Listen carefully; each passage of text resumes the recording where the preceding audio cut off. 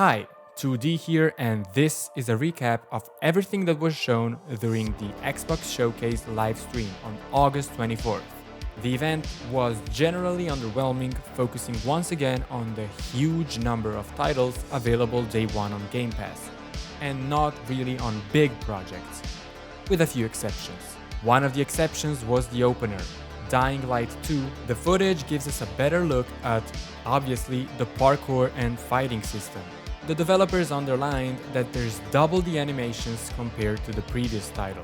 It is possible, for example, to bounce on enemies and combine another attack right after.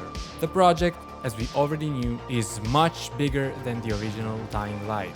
Buildings are taller than ever, with an improvement in terms of verticality. It will be a nice challenge to reach the top of each building. And to make the world even more immersive, once you get on top, you can jump down and hover to the ground safely. We also got a quick look at some characters and factions, each defined by a different style or behavior. Next up, Flight Simulator is getting new content with World Update 6. Germany, Austria and Switzerland are being added to the already huge world of the game that is now available both on consoles and PC. More than 100 famous landmarks and the main airports will give old and new players a whole new area to explore. But most importantly, one huge addition, competitive multiplayer, is coming out this fall. There's no specific release date, but it is coming out before next year. Humble Games is bringing a lot of indies on Game Pass on day one, and this will make the rich catalog even better.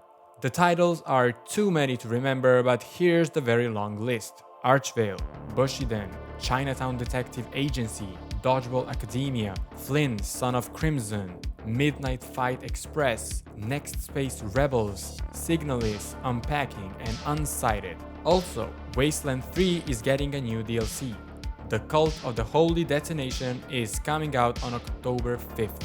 The new expansion is accessible after reaching level 16, and it throws the player right in the middle of a war between factions on the Cheyenne Mountain Complex. The DLC will also be available as part of a bigger package, the Wasteland 3 Colorado Collection, which also includes the previous expansion, the Battle of Steeltown.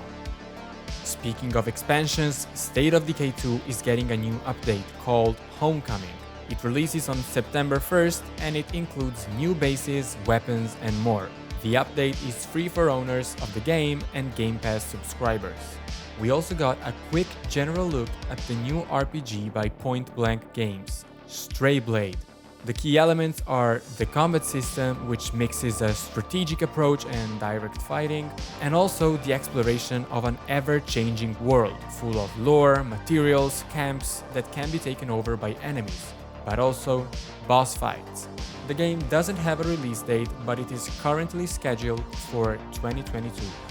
We've already heard a lot about Psychonauts 2, but now we got a new launch trailer, which shows the long-awaited sequel to the original Psychonauts, which came out back in 2005.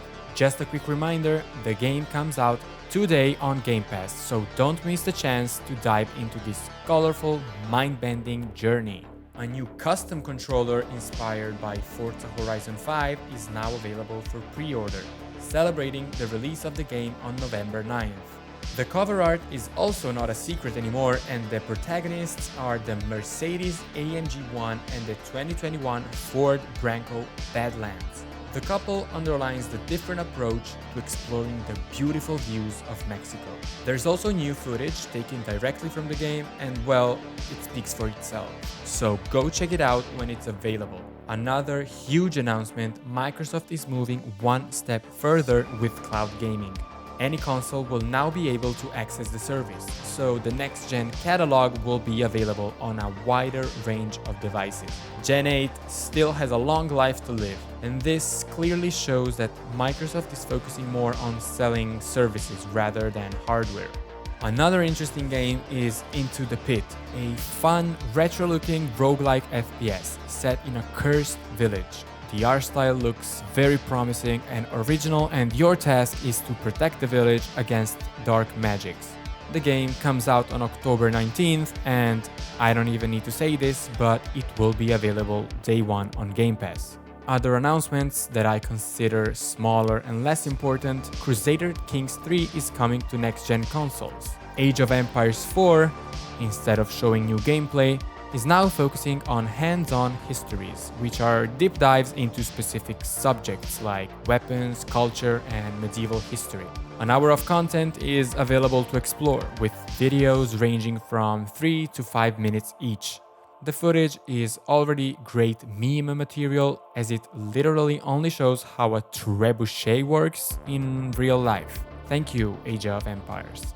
Another small addition is a new special event which begins now in Sea of Thieves, and it will reward players with a new special ship, the Mayhem, inspired by obviously Borderlands. There's time until the 7th of September to get the new piece huge of equipment, and you better hurry up. So not really a huge event, except for that great new look at the Dying Light 2, which I cannot wait to get my hands on. As for everything else, a few highlights here and there.